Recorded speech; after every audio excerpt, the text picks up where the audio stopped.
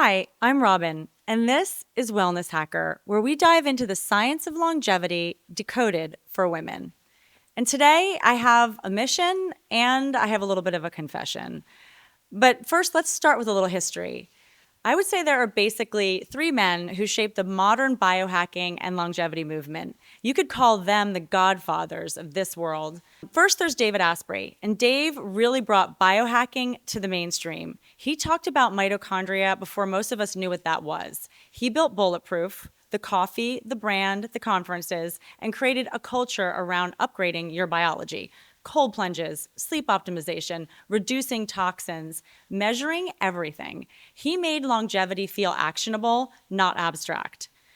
I would say next there's David Sinclair. He's a Harvard-trained geneticist studying mechanisms of aging at the cellular level. His research on NAD and sirtuins and epigenetics pushed the idea that aging isn't just decline, it's biology. And it's a biology that could potentially be influenced and be changed. He brought scientific legitimacy to a space that could easily feel fringe. And lastly, there's Brian Johnson. Brian took it to a whole other level. He sold his tech company for a lot of money, redirected those resources, and turned himself into a full-time longevity lab rat experiment. Project Blueprint. Hundreds of biomarkers, organ age measurements, strict protocols, and a medical team. His goal to literally reverse his biological age. So there's three men, three approaches. They all have the same mission. Don't age, or at least age slower.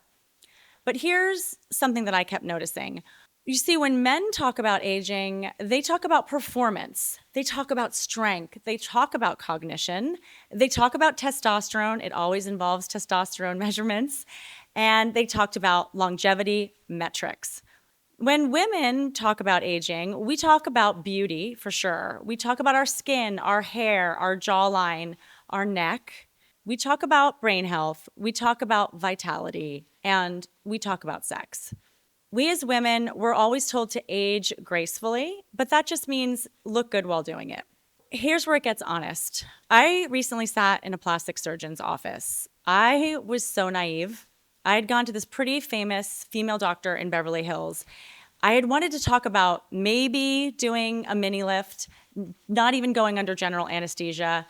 This person, she did not take her mask off. I could not read her facial expression. She just told me I needed everything. That a mini was not for me. I was not a candidate.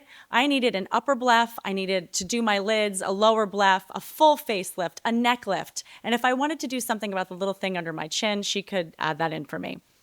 With a pricing of over $300,000, I immediately thought, what else could I do with all that money? Because if I was going to spend money on aging, where should I really be spending it?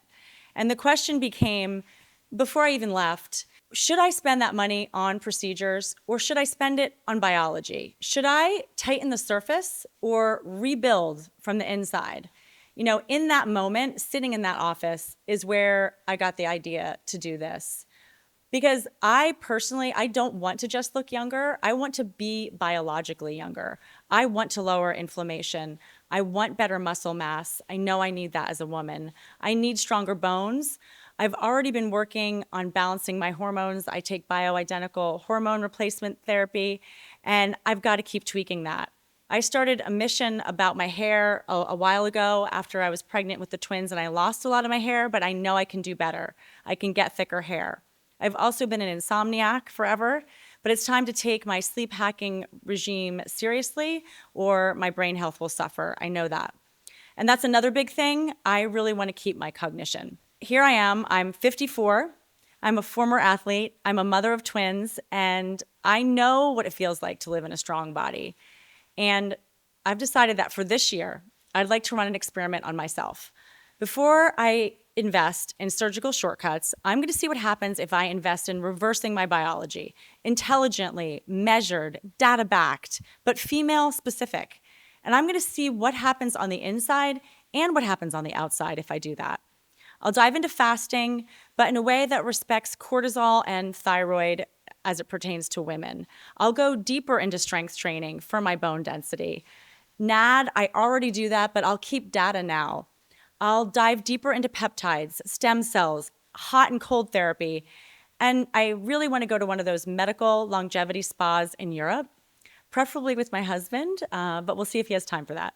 So, if the godfathers of biohacking built the male blueprint, what is the female version? Can a woman in her 50s improve her biological age? Can I redirect the money that might have gone to cosmetic procedures into actual cellular repair instead? Can I age in reverse, not just cosmetically, but metabolically? And that's what we're going to find out. So, this is Wellness Hacker, and we're starting now.